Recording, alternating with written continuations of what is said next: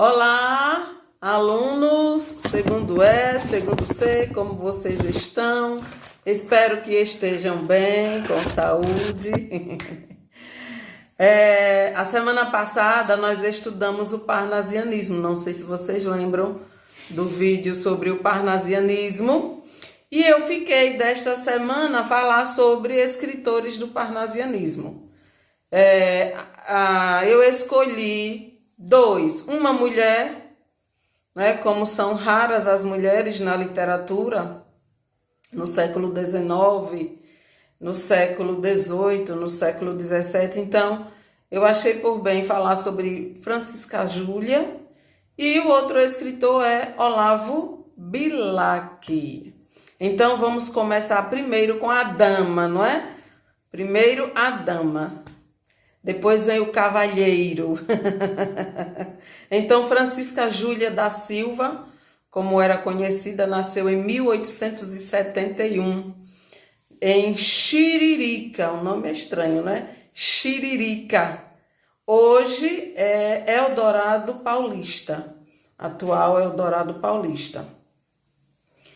E foi uma grande escritora, colaborou para jornais como Correio Paulistano, Diário Popular. Ela foi poetisa, foi professora, foi pianista e foi crítica literária, isso mesmo.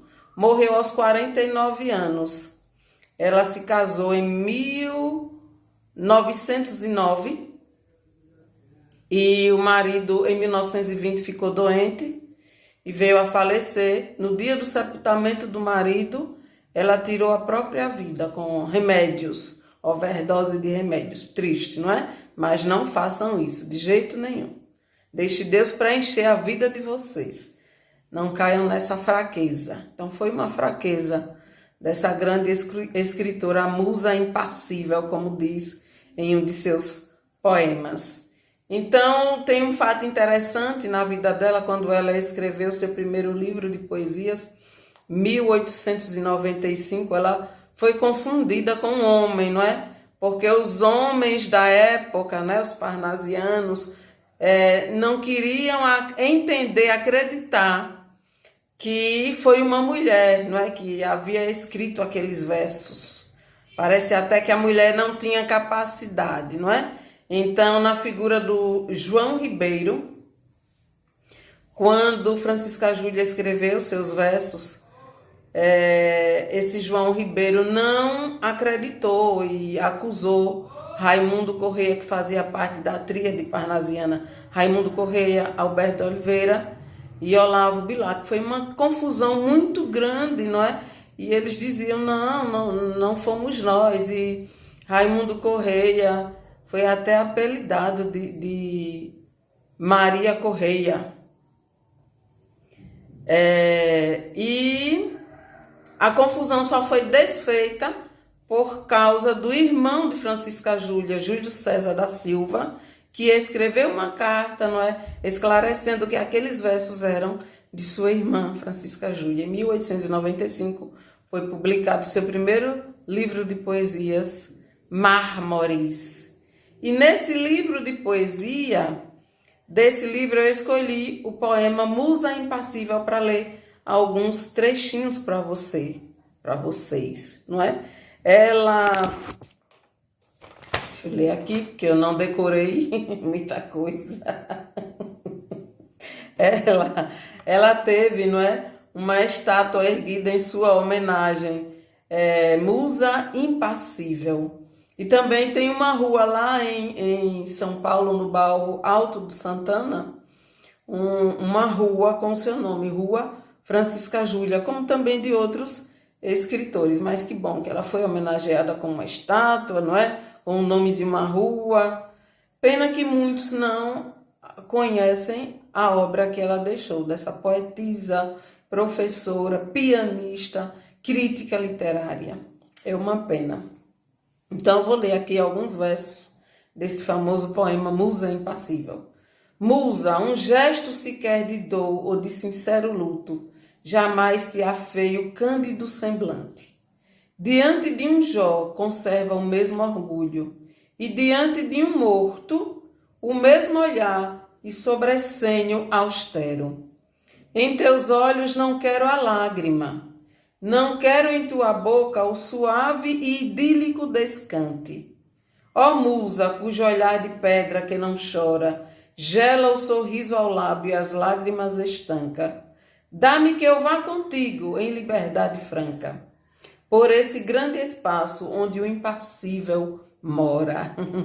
Percebemos aqui características do parnasianismo. Que características percebemos? Aqui a primeira palavra, não é? Já abre aí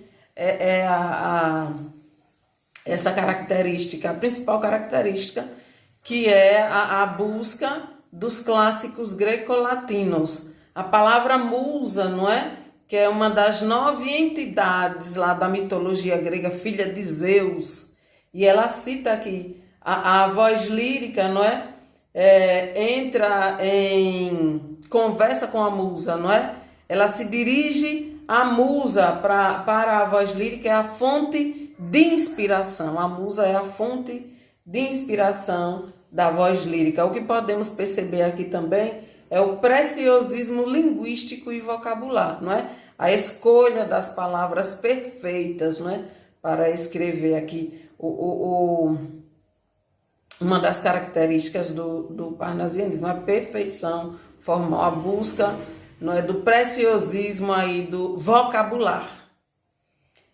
E ela descreve, não é, aqui todas as características dessa musa a quem ela se dirige. Então, uma simples análise aqui desse poema de Francisca Júlia, não é? Que nos deixou assim um grande legado para a nossa literatura. Agora vamos de Olavo Bilac. Agora é a hora de Olavo Bilac. Vocês podem ver aí no livro, na página 237. Isso mesmo, Anilde? Isso, 237. No livro, nas mesmas páginas nas quais eu passei uma atividade, aquelas questões sobre o parnasianismo, vocês vão encontrar Olavo Bilac, 237. Grande escritor parnasiano. Nasceu em 1865 no Rio de Janeiro e morreu em 1918 também no Rio de Janeiro. Morreu antes, 2 anos antes de Francisca Júlia, foi contemporânea de Francisca Júlia, não é? A quem ele invejou, não é? Teve uma inveja boa da obra de Francisca Júlia, que bom. E ele cursou medicina e direito. No entanto, pasmem, ele abandonou medicina e direito para se dedicar a jornalismo e literatura. Também ele lecionou, foi professor. Então, abandonou medicina, abandonou direito para se dedicar ao jornalismo e à literatura. Que bom, né? Hoje são poucos que fazem isso, ou quase ninguém. Sua poesia é marcada pela objetividade, a clareza e a simplicidade.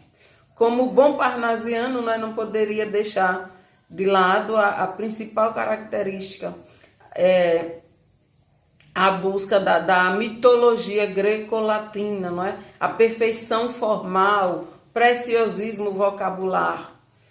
Todas essas características, não é, estão presentes na poesia, nos sonetos de Olavo Bilac. Era um homem bastante popular.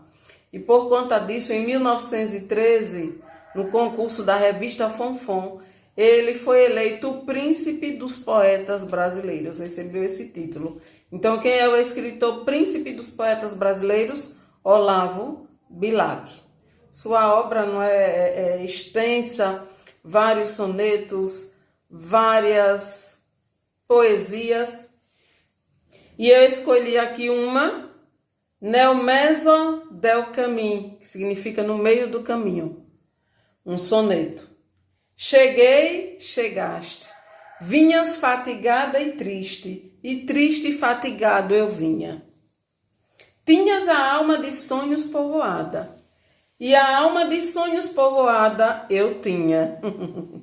e paramos de súbito na estrada da vida. Longos anos presa a minha, a tua mão, a vista deslumbrada tive do olhar que continha. Hoje segues de novo, na partida, nem o pranto os teus olhos umedece, nem te comove a dor da despedida.